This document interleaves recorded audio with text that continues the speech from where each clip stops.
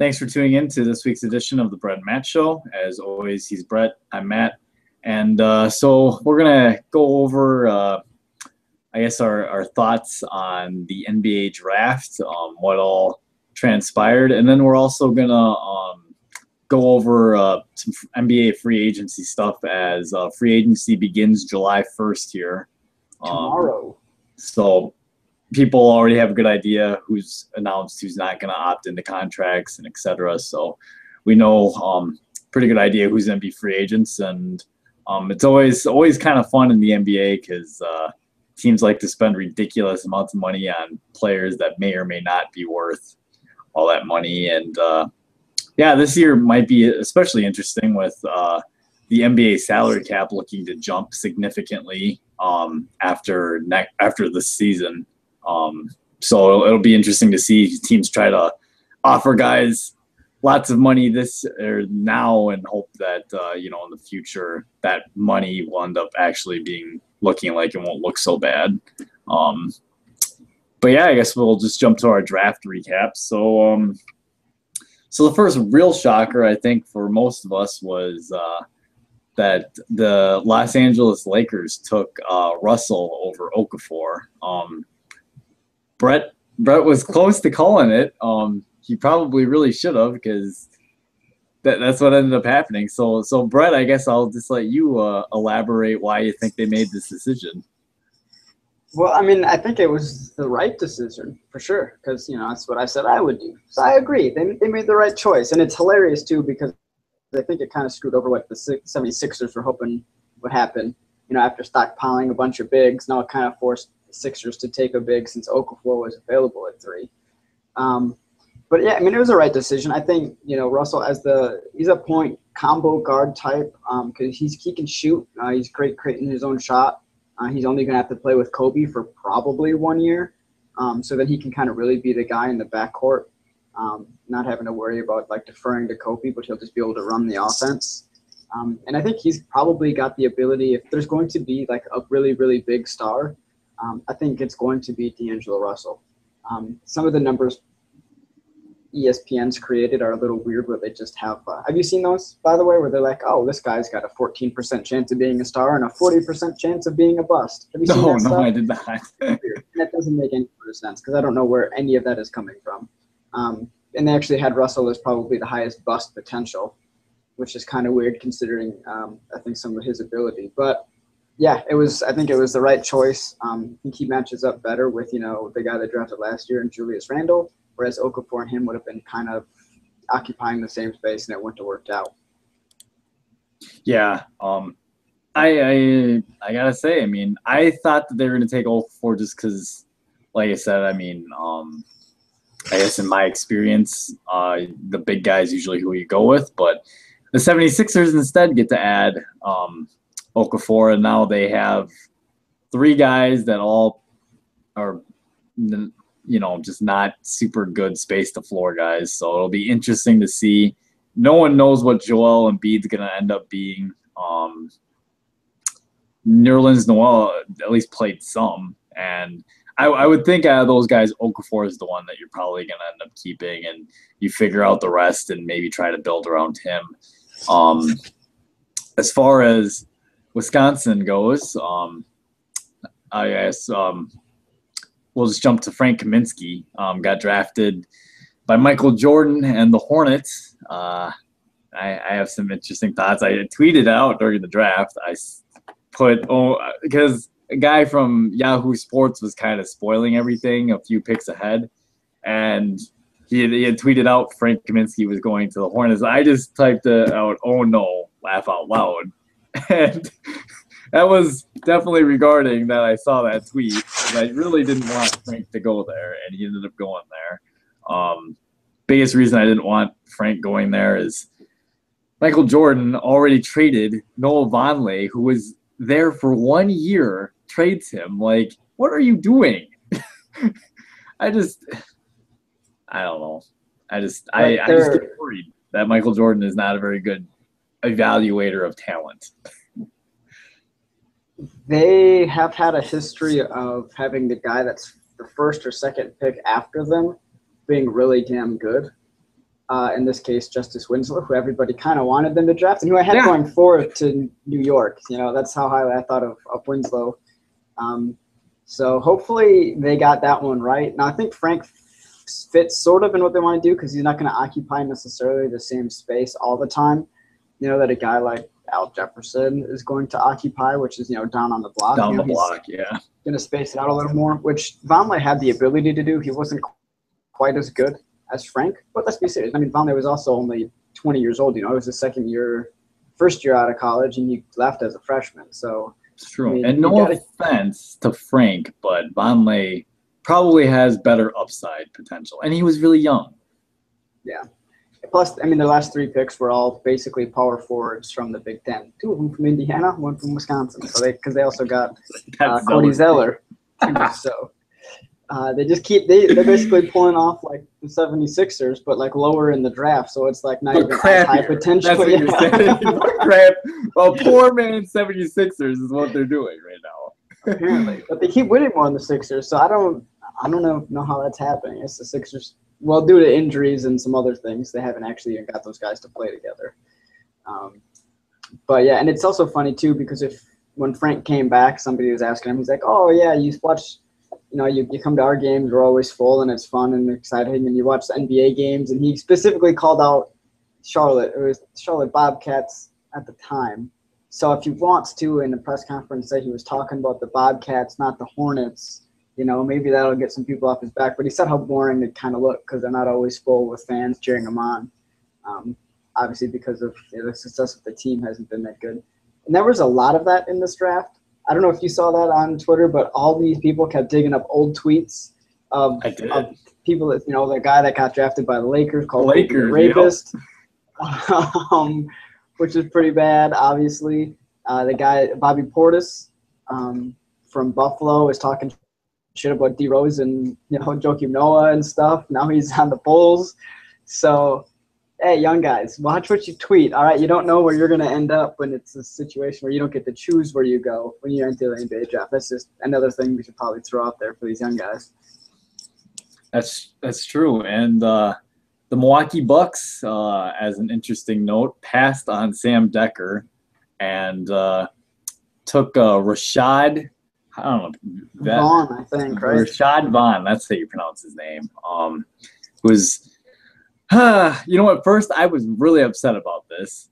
And the more I've thought about it and I've had some time to kind of calm my reaction about it, I understand why we took him. We needed a scoring guard who he averaged a good number of points. I think it was 19 or 20 or something. He shoots the 3-ball really well. He was a 5-star recruit out of high school. He's young. Apparently, we love drafting young players. As he's 18 now, he's turning 19 in August. So we'll have another teenager on the roster. He's got good size. He's 6'5", 200 pounds. And, that was just as a freshman in college. Like, he'll be able to probably put on some more muscle on top of what he already has. And granted, I mean, I can only watch a few highlights of this guy, but for a shooting guard, I mean, he does like to play above the rim. I do kind of understand now what Chad Ford was talking about, that if he pans out, like, he could end up being a steal at this point. And at the point the Bucks took him. But as the Badger fan in me, I was just really upset that we didn't stick with the hometown kid. But the more I think about it, I mean, if we were to have taken Decker, I mean, we have so many forwards as it is. Like, we would just have another one, and I don't know, it'd be hard to figure out how we're gonna make lineups. But Jason Kidd's pretty good at that kind of stuff too, though. So I don't know. I was a little surprised. Okay, obviously disappointed that they didn't take Decker because that's one who I threw out there during our projections, and 2 because I thought it would have been cool for him to stay with the home team. But at the same time, I was kind of surprised. And I know we've got somebody who occasionally follows some of our stuff. And he tweeted, he's a friend of ours from high school. I think it was Lars threw out there that he wanted us to take Bobby Portis, get another big guy. Because obviously there's Zaza, but we don't have really much in the way of like fives and fours, like bigger fours on the team anymore. Especially since Larry Sanders decided to go whatever and retire or do some other things with his life. Zaza's older. I think does Zaza only have 1 year left on his deal? Yeah, he does. And I mean, we do have Henson, but he hasn't really matured into the player I think everyone was hoping he would. So, yeah, I do think it was a little surprising that they didn't go big if they were going to go anywhere, but it makes sense. I mean, I definitely think that this move could mean, because we do have a ton of guards now on the roster. There's like, and I'll get into this later, but there's a lot. We'll probably have a couple of moves, especially since we traded a draft pick for another guard. We did. You know, in previous for Grievous Vasquez. What do you think about it, that pick? I mean, I don't know. Do you think we have better value with Vasquez instead? Probably. I don't think. Was it the second round pick? Like, yeah. I think. Yeah, I mean, it's a second round pick, but at the same time, that also means we're taking in more money, you know, on his deal than we would have out of a rookie deal. So it's kind of cutting into some of cap space that we may have wanted to spend in free agency, which kind of sucks, especially since we have so many guards. You know, last year we just traded for not only Michael Carter-Williams, but there's Tyler Enos. You know, if we tried to re-sign Middleton, Sagabo J. Mayo, there's a lot of guys on the roster still that are at that guard spot. So I think it was kind of a surprising, like, where the hell did this come from trade from a lot of Bucks fans. Yeah. And then obviously with Decker going to Houston, you know, as upset as I was that the Bucks didn't take him, I do think Houston's a really good fit for him. Houston likes to get out and run. He'll be able to be, you know, I think a pretty good wing player for them. Everyone wants to compare him to how Chandler Parsons started his career in Houston. As much as I hate to go with that comparison, it's a pretty decent comparison. I think anyways. I'm not just saying it because they're both white players.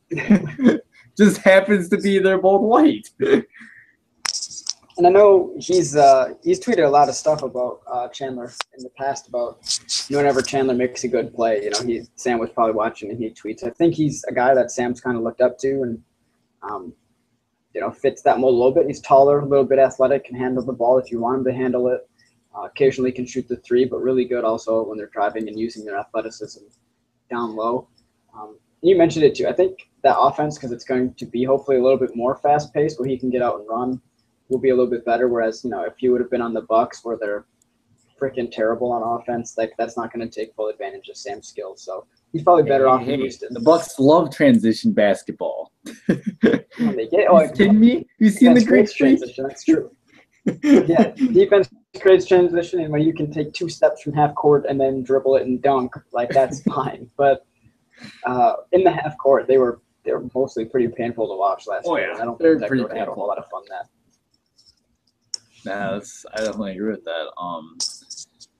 But yeah, so moving on to some free agency talks. So LeBron has opted out of his contract, though the world should know that I'm about 99% sure he's just going to stay in Cleveland. He can't leave. He literally has no option. I mean, he's got an option. There's going to be people who are going to throw money at him just to see what he says. He can't leave. If he leaves now, oh my God, if you thought that, like, the burnings of jerseys and stuff before was bad, they might actually burn his cars and house down this time. Like, that's how bad I think it would be in Cleveland. It would be an awful idea. Well, it makes sense for him. I mean, it puts the pressure on the Cavs to have to do something too. Like, they need to construct a better team around him. Is your eye okay? Yeah, I just had a itch. They need to construct a better team around him. I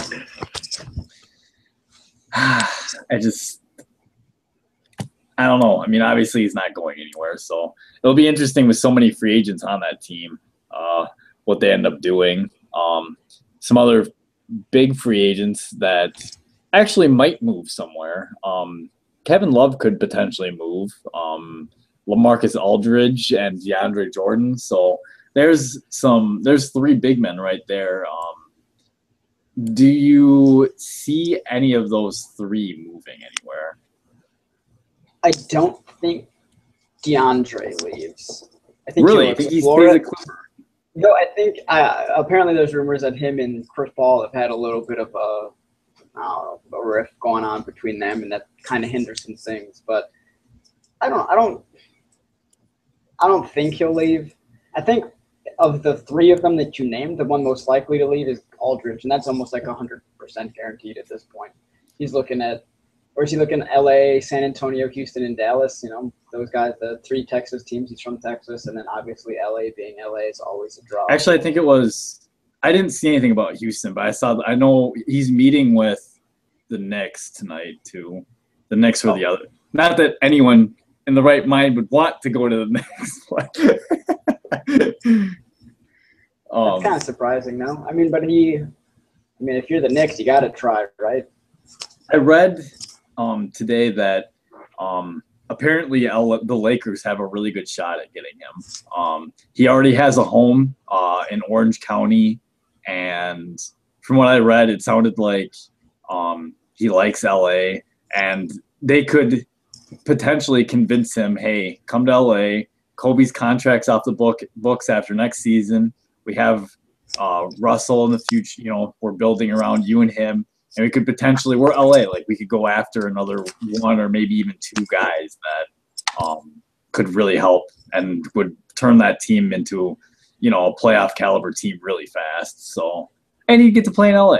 So I heard that they should make a nice push. The other surprising team I heard that could make a really big push was actually the Spurs.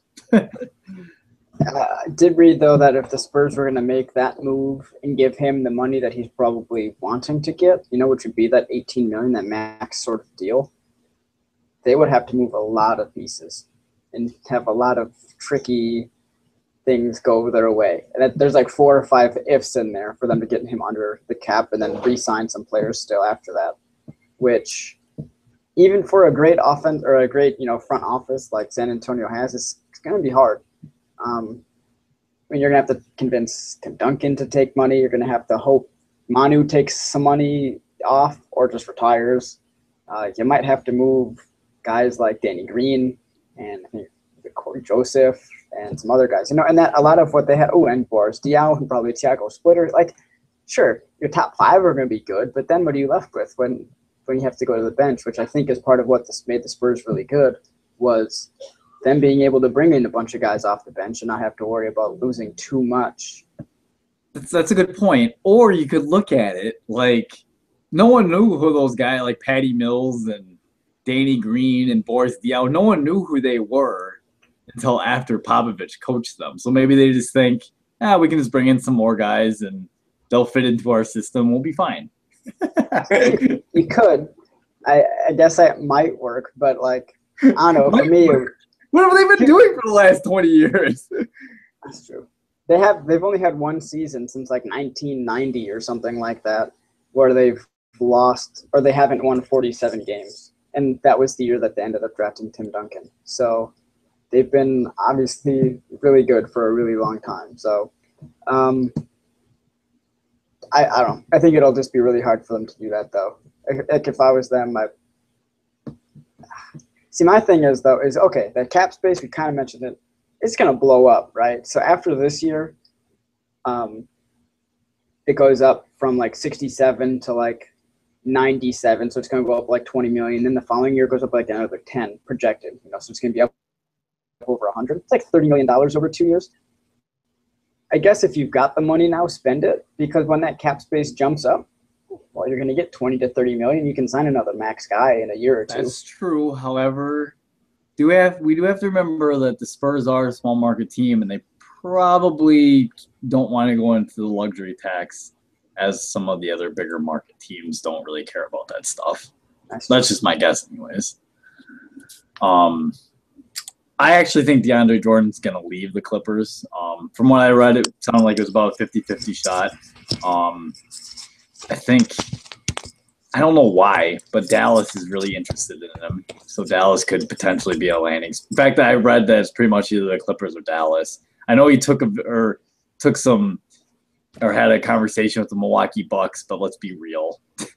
I think Dallas's interest probably stems from one, him being younger, and two, Tyson Chandler being a free agent kind of guy that might leave, and he can be like a Tyson Chandler replacement. You know, the guy that can get the offensive rebounds.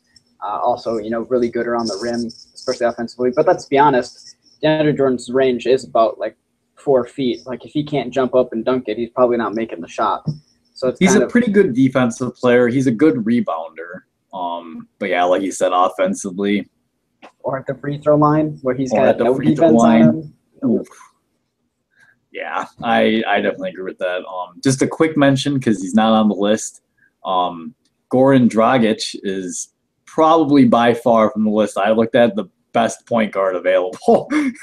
So it's no secret Miami is probably going to lock him up. I don't foresee him going anywhere. Miami knew that he was going to be a free agent when they traded for him in the first place. So this shouldn't really come as a surprise that in all likelihood he's going to stay in Miami. He likes Miami. And to be honest, he's probably the best point guard they've had since, Tim Hardaway Jr. or whatever. What? You're not a big fan of Mario Chalmers? Come on. So the next kind of teammates don't like Mario.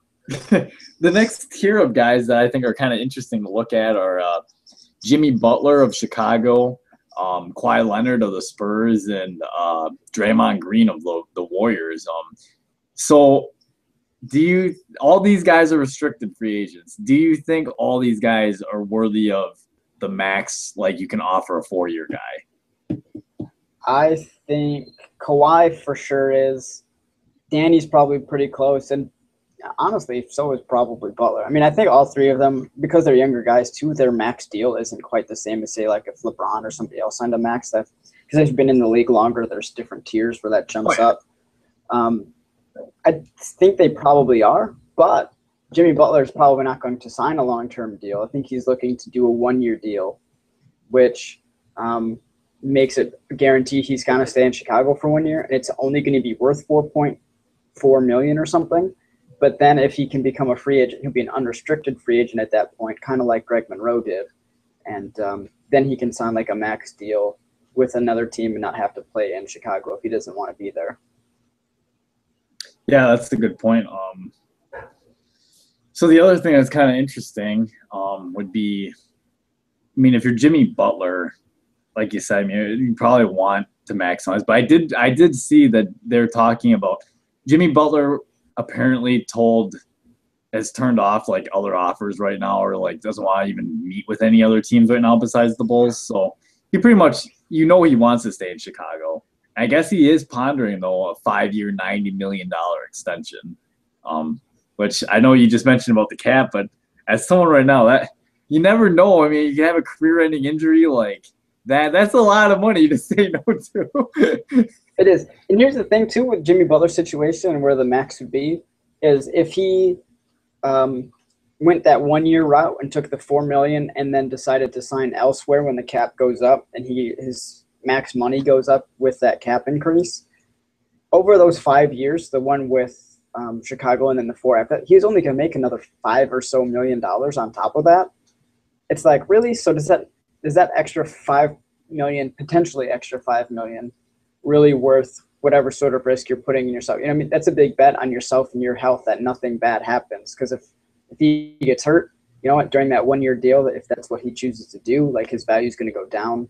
You know, he's got no security whatsoever if he doesn't sign a long-term deal. So that'll be an interesting situation for him. Oh, you should listen to this. This is an interesting read right here. So it's known publicly that Chicago has extended what is known as the maximum qualifying offer to Butler, which is essentially a 5-year fully guaranteed maximum deal with no options whatsoever. Butler is not obligated to sign that offer sheet, but triggers a clause that makes any outside offer have to be at least 3 years long with no options, which basically A, takes away the flexibility Butler seeks, and B, makes it easier for the Bulls to match. So that's kind of interesting. Yep. And that's where that 1-year deal that I was talking about comes in. If you wanted to bet on that 1 year, that's another option within that max offer sheet, is he could just say, hey, that 1-year deal and it's worth $4.4 million or something. And then he'll be an unrestricted free agent the following year to give him that full flexibility. But like I said, the amount of money he would make over the next 5 years if he did that 1-year deal and then the next 4 would only be like $4.4 million more or something like that, where it doesn't. I don't know if that's necessarily worth the risk on his part. I'd probably sign like a 3-year deal more than I'd sign a 5-year deal if you want to get in on that new money, though. Sure. Yeah, and I mean, so I mean, I think we both. It looks like Butler's probably gonna stay. I really can't see Kawhi playing for anyone else either. He He's been a could pretty though. important part of the Spurs, but I don't know if he values money over everything else. Yeah, maybe. I don't think Kawhi's that kind of guy though. He seems like a really quiet, and he'd probably like He San just wants Antonio you to for that think that reason. way. They do need, if they're going to seriously pursue LaMarcus Aldridge though, because they can go over the cap after they fill up their roster to sign Leonard. So they have to wait to sign Kawhi. So some other teams, if they want, they could start throwing a bunch of money at Kawhi Leonard just to see if he'll sign a deal. Because then if he actually signs anything, that's going to actually pressure the Spurs The into having Spurs to have match to it. match. Yeah, you know? Sign LaMarcus. They're gonna have to look at him and say, "Hey, you be patient. All right, we'll take care of you. We promise we'll take care of you. Just don't fuck us over, okay? Just don't. We'll help you out if you help us out, sort of deal. You scratch my back, I scratch yours." That's kind of what they're counting on from Kawhi Leonard. That's fair. And the last one on the list, Draymond Green. I mean, you mentioned that guy being a borderline max guy, but I would think that if some team offered him a max contract, that I would think the Warriors would have to match. He's just too important to what they do, I think. And it would be interesting because I don't know if there's speculation or some people mentioned, that he's a max guy only in Golden State's, scheme and how they run everything. Because, if he's on, say, we'll just say it, if he's on Milwaukee, I don't know if he necessarily brings the same sort of value, where because we're not going to play that small ball, fast offense, and we're not going to, just the way that we run things isn't the same. So I think if you're going to match or offer like max money for him, you got to make sure that he's going to be able to fit everything that it is that you're going to want to do, and you actually utilize his skills more than just kind of fit him into like a singular position or something like that. Yeah, that's fair. So I guess the next little tier, I mean, we have some more underrated guys that don't get talked about as much. You got guys like Chris Middleton, Monte Ellis, Brandon Knight, Greg Monroe, Tristan Thompson, Paul Millsap, Paul Pierce, both the Lopez's, and maybe a guy like Rajon Rondo, possibly. I don't know. What do you think of some of these second, 3-tier type guys? Is there any of those names on the list that maybe stand out to you that on the right team would definitely significantly contribute? Well, one, I hope obviously Milwaukee re-signs, as you call him, Chris Money Middleton. He's the one guy on the team that hits big shots. I think Monta Ellis would be really good in some places. I know Indianapolis was apparently rumored to be super interested in him. He would be a good. You know why he'd be a good fit in Indy? Because he's one of the few guys that can create his own shot and gives you offensive punch. And they want to speed it up too. And I know he's really good at getting out and doing the fast break. He's really athletic. Tristan Thompson, I think, is interesting because of what he brought to Cleveland when they had to go small ball, and like it actually worked out for him for the most part. And guess what? LeBron likes him, so he's made it very publicly known that he would like to see Thompson stay. And then I think probably the best player out of all of them is probably Greg Monroe, who he did the same thing I was mentioning that Jimmy Butler could do if he wants to bet on himself. He took, I think it was last year, like a 1-year deal, maybe it was a couple years ago, where he only did a 2-year deal with Detroit. Because him and Drummond don't really fit together. They just don't work together, no. They're both true centers, and you can't play them at the same time. Yeah, it just occupied too much of the same space. So it just didn't work out. So I think he's a guy, too, that I think Milwaukee's been interested in, but rumor has it that New York, the Knicks, would be the one most interested in Monroe and trying to – which would be weird because I don't know, because there's going to be times where you got to play Melo some power forward minutes other than just the 3. And I don't know if you want to have Monroe necessarily be like a traditional center all the time, especially defensively. But that'd be kind of an interesting scenario and matchup for them. But that seems to be kind of where he's looking at going right now anyway. Yeah. A couple other guys, like Tobias Harris, who probably won't be in with the Magic, or a guy like Danny Green, who you mentioned with the Spurs earlier. Pretty important part to what they do. It'll be interesting to see the guys. They call them 3-and-D guys because they shoot the three ball well and they play good defense. It'll be interesting to see where like the value is for those kind of guys this year. I read one thing that said Danny Green should sign with Portland. I guess they probably got a starting spot in the lineup open now that they traded Nick Batum. Batum. Aldridge is going to be gone. Wesley Matthews, you don't know where he's going to be. And we haven't mentioned him, but he's a free agent now too, isn't he? He is, yeah.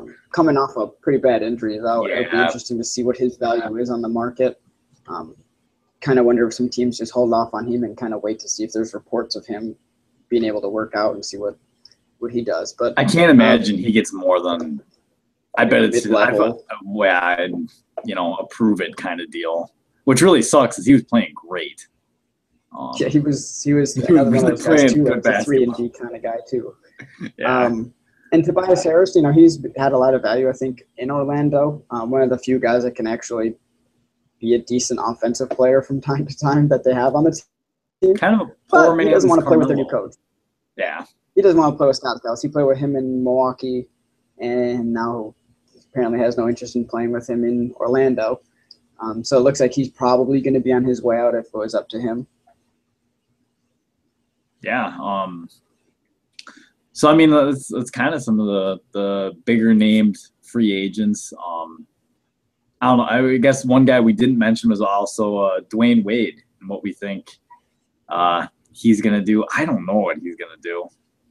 Do you know Dwayne Wade's never been the highest paid player on his own team ever? I did know that. I don't know. I don't know what he's going to do. I read, there's a guy that for some reason I follow on Twitter, and he writes a bunch of stuff for Rant Sports.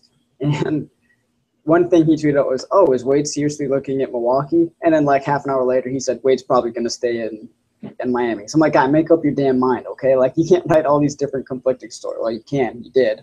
But it was kind of weird. And obviously, there's no way that he'd come to Milwaukee. Brett, Dwayne Wade's dad was wearing a Cleveland Cavaliers shirt on Father's Day. Just if LeBron really wants three-point shooters, Dwayne Wade's the last guy you should probably be signing if you're like a starting shooter. Okay. What if you could convince him to come off the bench, like I said in one of the earlier podcasts? It'd be like that's what he wants. Brett, you can't start, but you can come hang out, be part of the team. Just buy in to come off the bench? That can't happen. It's like, that can't, right?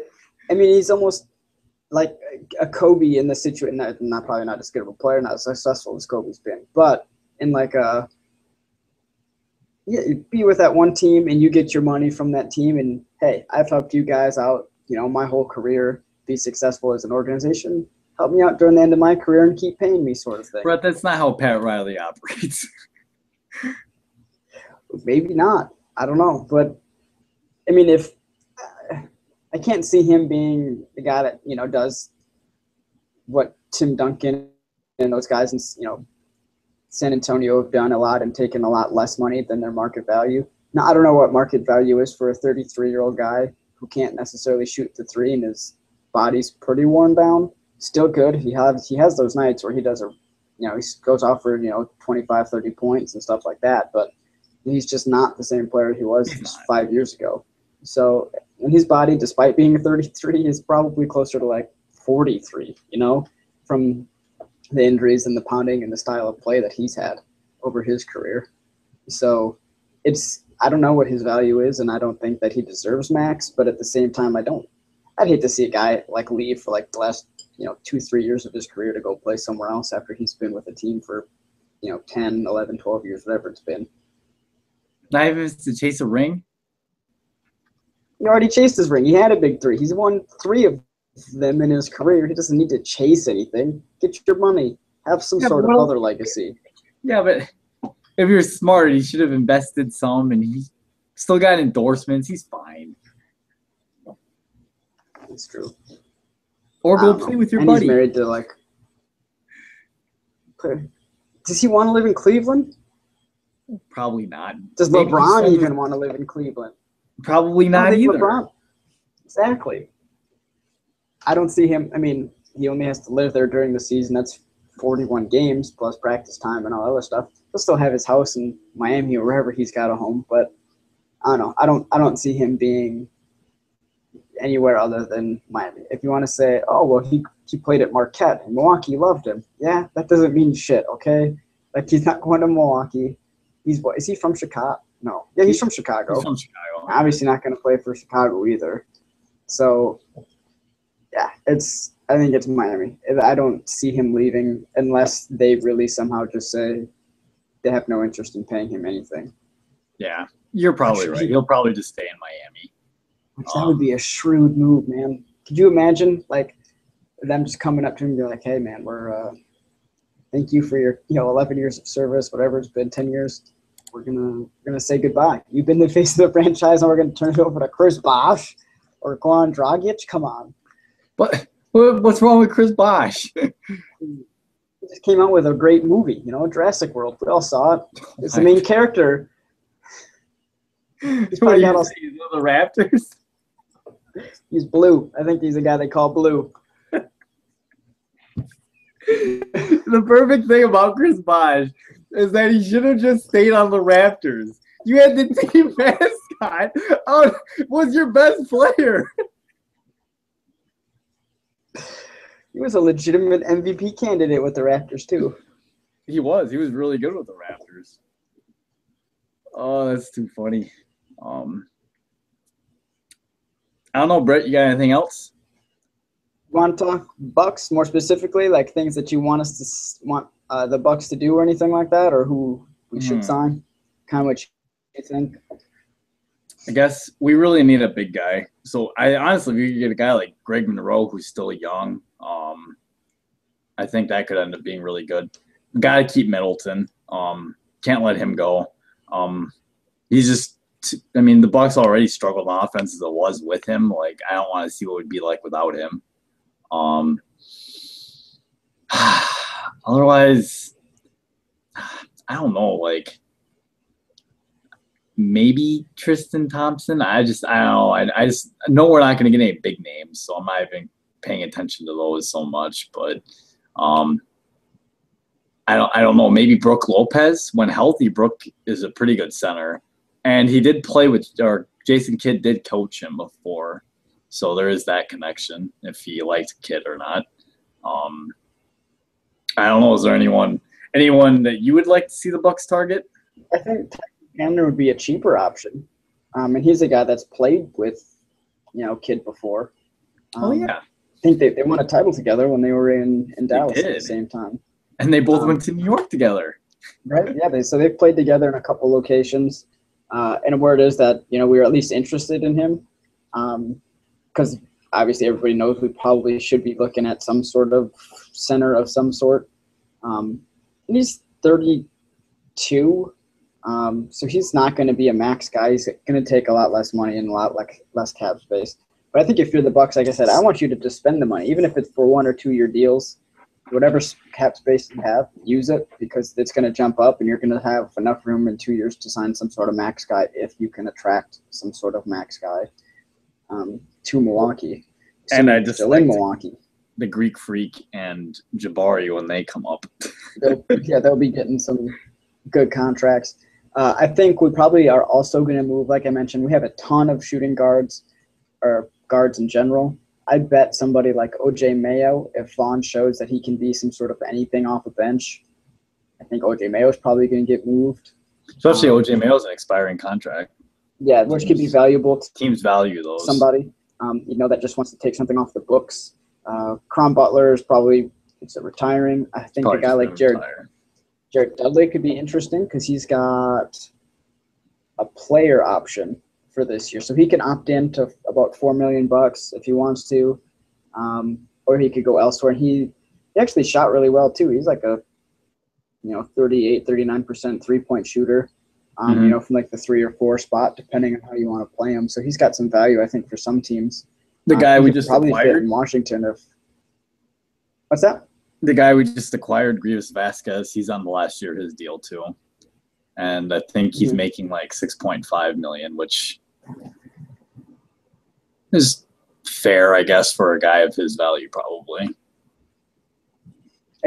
I wonder if, what's weird though is because of how all the deals are structured, either this year or next year, most teams are going to have like a complete roster, not necessarily turnover, but just about everybody will be a free agent either this year or next year, which is going to make free agency hopefully really fun because you're getting a lot of guys that are waiting for that big money to come in and then just take their cut out of the huge. Everyone's waiting to see, what some of those big game guys. I mean, everyone's waiting to see what Kevin Durant's going to do and Westbrook. And whoever signs 1-year deals this year or 2-year deals, when they're waiting. I don't remember who it was, but somebody's right at that spot where maybe it's Aldridge. If he signs like a 2-year deal or something or a 1-year deal where the percent increases. So like once you hit that 10 years in the league, it goes from 30% to 35% of cap space. So you can have somebody sign like a 1 or 2-year deal at some sort of max money or at mid-level exceptions, whatever it is. And then after that, sign for, 35% of 90-some million, which is going to get them, $30 million per year, which would be pretty crazy. And exciting if you're that player. Yeah, definitely. That's a good point. But, otherwise, I don't know. I think that's about it.